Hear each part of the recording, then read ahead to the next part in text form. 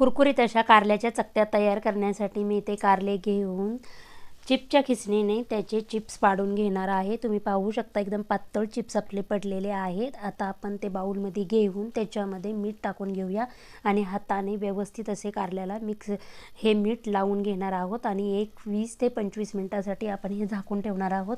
20 ते 25 मिनिटांनंतर हे कारले 2 वेळा पाण्याने स्वच्छ धुवून हलक्या हाताने पिळून घेऊया आणि एक चाळणीत काढून घेऊया, जेणेकरून एक्स्ट्राचे पाणी निघून जाईल। आता कढईमध्ये फोडणीसाठी तेल टाकून जिरे, मोहरी, हळद, हिंग टाकून आपण ह्या कारल्याच्या चकत्या टाकून एक 5 मिनिटं हलवून घेऊया। त्यानंतर चवीनुसार मीठ टाकून पुन्हा एकदा 2 मिनिटं हलवून घेऊया आणि त्याच्यावर एक 10 मिनिटांसाठी झाकण ठेवून आपण ह्या वाफेवर शिजवून घेणार आहोत।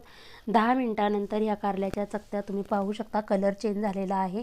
आता आपण छान असे कढईमध्ये या चकत्या पसरवून उलट सुलट करून आपण ह्या गोल्डन कलरवर भाजून घेणार आहोत।